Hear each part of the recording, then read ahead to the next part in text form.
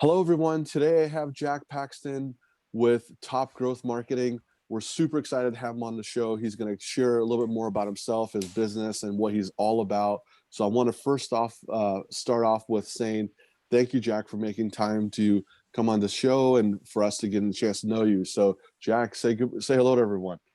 Yeah, thanks, Tony. Really appreciate it, and glad we sort of met not too long ago, and we got to connect like this. I think it'll be a really good episode.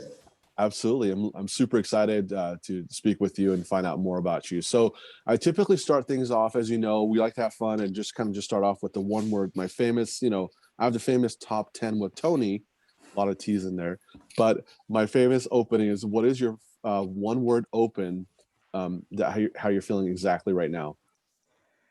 Um, I would have to say tired right now, just after 2020, and then this at the moment, what's going on with Black Friday, Cyber Monday, and all that sort of stuff.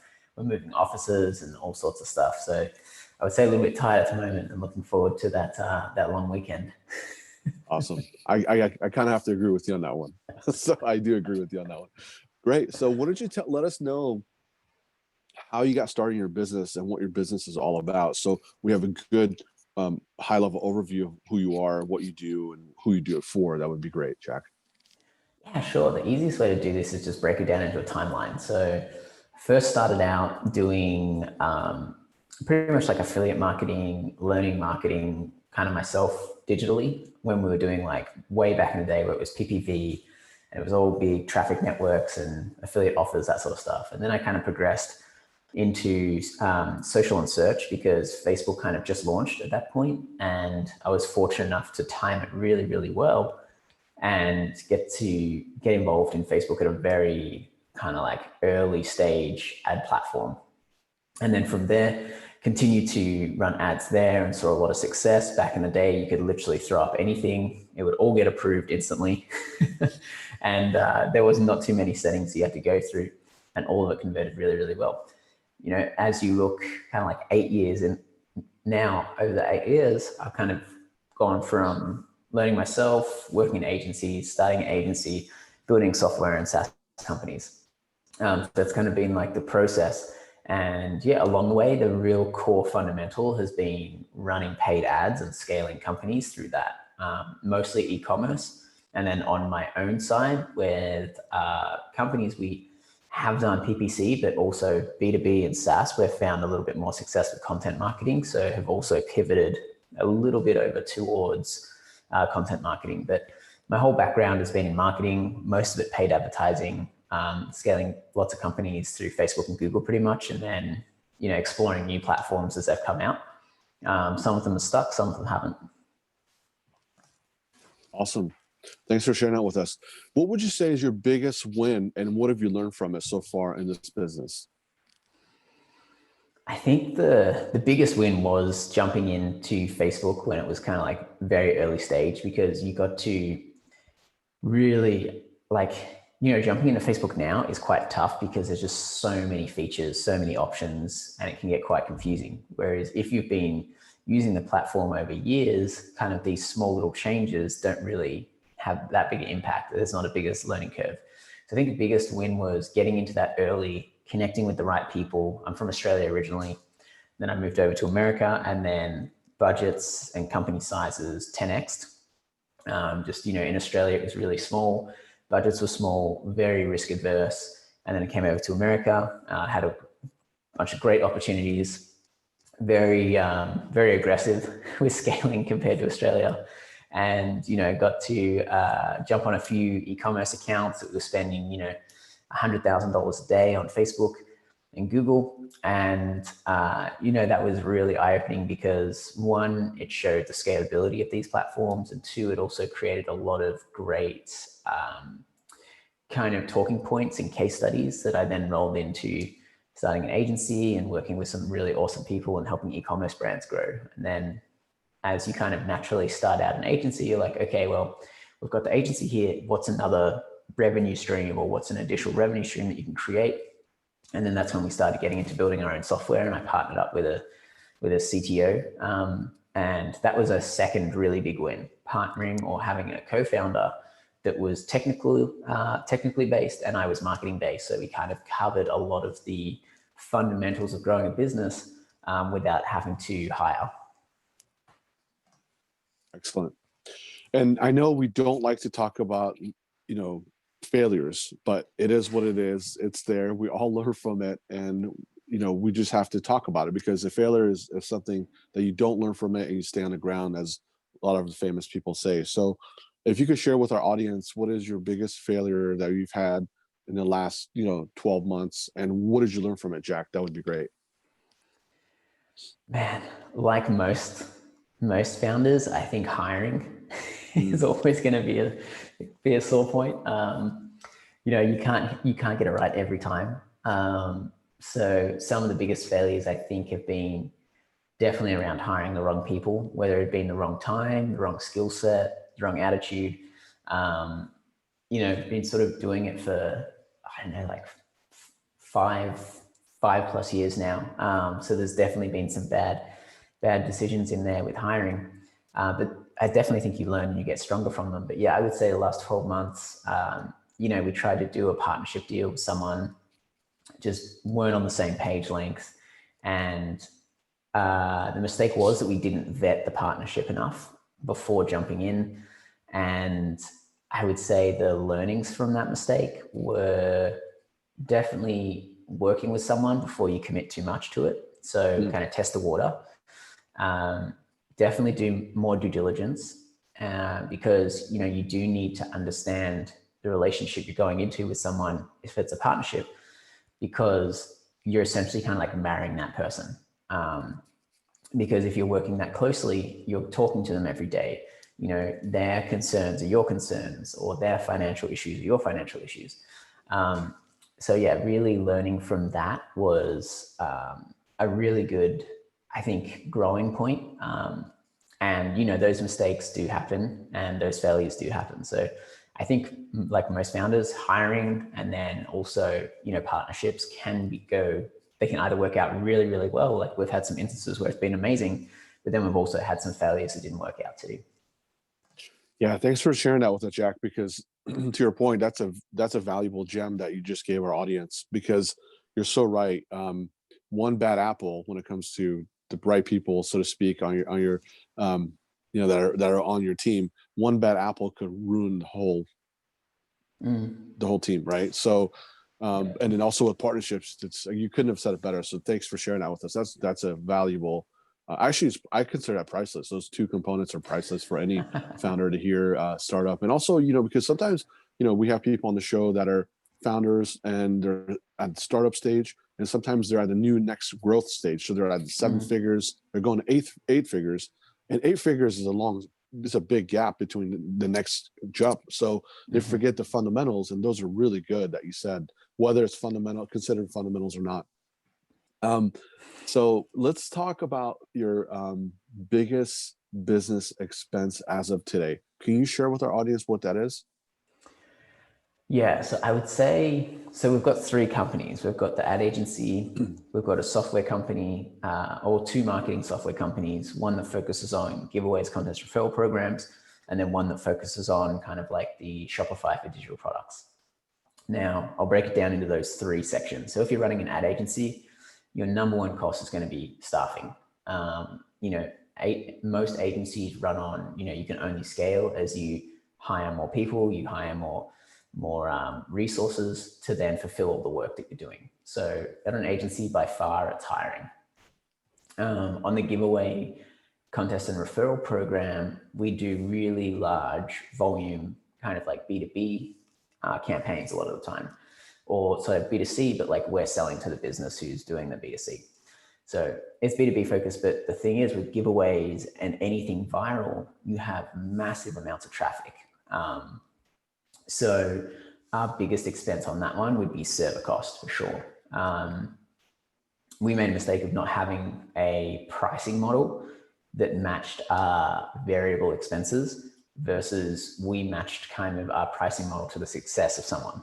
So there's two kind of things that you can do in that scenario. You can either price to your variable expenses, or you can price to your outcome of your customers. So, you win some, you lose some in that model. And then the third one, which is Hyax, the content marketing, the Shopify content marketing site.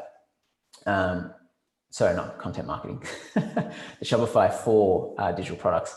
That one, we're only just getting off the ground. So we don't have that many expenses yet, but this is a really good point that I made earlier, is when you partner up or when you become a co-founder with someone with complementary skill set to yourself, that can keep your expenses down really low. So for example, we've been developing that for 12 months. If we had to pay 12 months of development cost to build that product, it just would have been way too expensive. But we've had, my co-founder is CTO.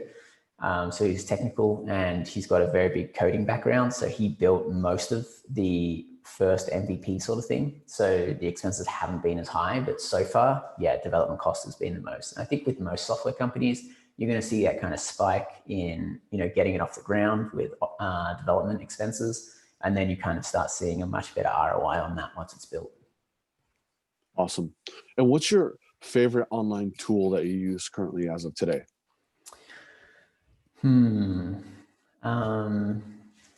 There's a few actually, like Google Suite for sure. Like I use Google for everything. It's like the Google Drive, calendar, everything. But that's kind of a boring one. So I use this service called brain.fm. It's kind of like this, instead of listening to music with lyrics, which I can't really do because I'm terrible at multitasking. So brain.fm is a kind of like a radio station where there's no lyrics and it's all just scientifically created music that helps you focus. So I listen to that. And then Hubstaff we use for a lot of our kind of like project management and staff management. Really great software. Absolutely love it. It's got a lot of stuff in there, which is great. What else? And obviously like Facebook and Google, we spend a lot of time on those. Yeah. No, Brain FM, I'm very familiar with that platform. I remember early on, they didn't have, you were probably early adopter too. Early on when it first launched, I got on and didn't even have an app. And then you just went to their website and then it wasn't mobile friendly. They made it mobile friendly and then they got the app. So they've evolved. And I the reason why I like Brain.fm, I'm so glad you mentioned it with our listeners, is that there's a study that shows if you're listening to music while you work, if you're doing deep work, if you have music, sometimes with lyrics, like you said, you actually are spending more brain power to block that so you could focus on what you're doing. So you're spending all this bandwidth in your brain trying to block that music so you can focus. And I try to tell my kids the same thing. Like when you're studying, they're like, oh, I like listening to music and this and that. And then of course they don't want to hear what I have to say. But I'm like, well, there's studies that show that's why, classical music people, yeah, exactly. They're like, Dad, But no, thanks for sharing with that, sharing that with us. Now tell our audience, what is the biggest or your favorite tool that you're getting results with when it comes to client acquisition? So clients for us or clients for our clients? For you. Great question. Okay, got it. So I would say, even though my background is all in PPC, I would say where we've found some of the most success for getting clients for our agency or getting, I suppose it's like users for our B2B stuff, has been content marketing. Creating good content, putting the effort in to promote that content. So, once you create the content, that's only half the job. The other half is you've got to get it in front of the right people. It's got to be good enough for them to like, enjoy, and share. So I would say content marketing has probably been one of the most successful strategies. And then doing kind of like joint collaborations, like we do for the agency, we do a lot of joint trainings with Shopify, for example. So we teach all the Shopify merchants how to run Facebook ads, and we do like beginner, intermediary, advanced courses for those merchants. And so that really helps connect us with the right people. And that creates a lot of really great content for us, which we then go and use in our marketing efforts. So even though there's no direct ROI on teaching those classes or anything, we do take that content and repurpose it, and that's where you get the ROI. Wonderful. So it sounds like it's a wonderful long-term play for you and when it comes to content marketing. Awesome. Yeah, content marketing for sure. Like if you're in B2B, like, I think you need to have the foundation of content marketing, and then the PPC is kind of like the accelerator on top of that. But when you look at e-commerce, you know, we have companies that 90% of their conversions come through Facebook or Instagram, which is terrible because you want to diversify, but that's just kind of like the fact of how they're scaling so quickly and so high. If they were to do content marketing, it'd take them, you know, 6-12 months to achieve, you know, even close to traffic levels or close to the conversion levels that PPC could get them. So it is a long-term game, content marketing. Understood. Thanks for sharing that with us. And tell us about, if you were me, what is the one question that I should be asking you, Jack, that I haven't yet? So feel free to share that with us. Yeah, this is a really good one. I would say what you should have asked me. Possibly kind of like the most successful campaign you've ever run, or something like that, because there's a lot of aspects that go into that. This is a great question for you too, because you can kind of vet which questions you should work into your future interviews. Oh, cool. Awesome. So do you want me to answer that one too? Yeah, I'd love to hear that. Yeah, of course. Okay, so I think there's a few things that make a really successful campaign, and a few examples I can give. So one, you kind of have like your copy and creative, which includes like, you know, how will you write an ad or what the offer is. So that's the number one thing you've got to think about, creating a really good offer, really compelling offer. And then you need to have the right traffic. So you've got to do the right targeting, whether it's paid, organic, influencers, affiliates, whatever it may be. You got to have the right traffic. Otherwise it's never going to convert, how good the offer is. And then the last one is the website experience. So it's like, how do I make sure that when someone clicks through my ad, I get that ROI per user? So I would say probably the most successful campaign was with a food subscription company. And we were running ads, and I think, you know, the LTV was up into the thousands. And so our goal was, I think, a $200 CPA. And so what we did was, and this was way back in the day when the food subscription companies were just starting to come out. And so we were doing, I think it was like 3 free meals or something like that on sign up. And that was just like, you know, converting at a crazy low CPA and backing out to like this thousands of dollars LTV. And, you know, that was one of the reasons that we were able to scale so successfully. But if you were looking at the direct ROI on that click to first purchase, you know, we didn't make any money for the first month. You know, you had to wait for that month for that revenue to start coming in, which I think is a huge lesson for a lot of business owners, whether they're in the subscription space or even just the one-off purchase space. You know, maximize your LTV of your customers, and don't just look at your ROAS or direct ROI. Look at your LTV, lifetime value.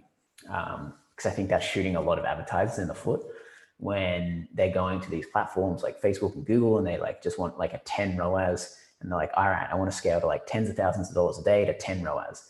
And it's like, well, you're selling something for $14 a month. You're not going to hit 10 ROAS.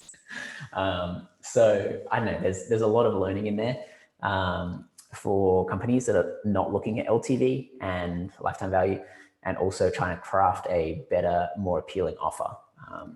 Those two things are really important. Awesome. And as we're coming to an end, let our viewers know how they can get a hold of you. How could they contact you? What's the best method of communication that you prefer, in case they have any questions about, you know, this talk, or anything about what you do and all that good stuff? Yeah, sure. So you can go to topgrowthmarketing.com, check out the agency. You can go to vyper.ai to check out the giveaway and rewards program software. And you go to hyax.com to check out the Shopify digital products. And if you want, you can just shoot me an email, jack@vyper.ai. I'll get that, and more than happy to answer any of those questions. And yeah, I can push you in the right direction. There's so much content we have on like guides, courses. We're doing like all free courses right now for kind of like, you know, helping entrepreneurs and businesses out during kind of Black Friday, Cyber Monday sort of thing. So yeah, more than happy to share those if anybody wants them. Awesome. I know the listeners will definitely appreciate that. So thank you very much on that. And the last question, the famous last question, what is the one word close that you're feeling right now, Jack? bit more motivated than when we started. Nice. I love it. Love it. Well, everybody, there you have it. There's Jack Paxton with Top Growth Marketing. He shared with us his gems. He shared with us where he is at today, and not to mention where he came from and where he's going. So we're super grateful for his time. And until next time, everybody, thanks again, and have a wonderful rest of your week. Thanks, Tony.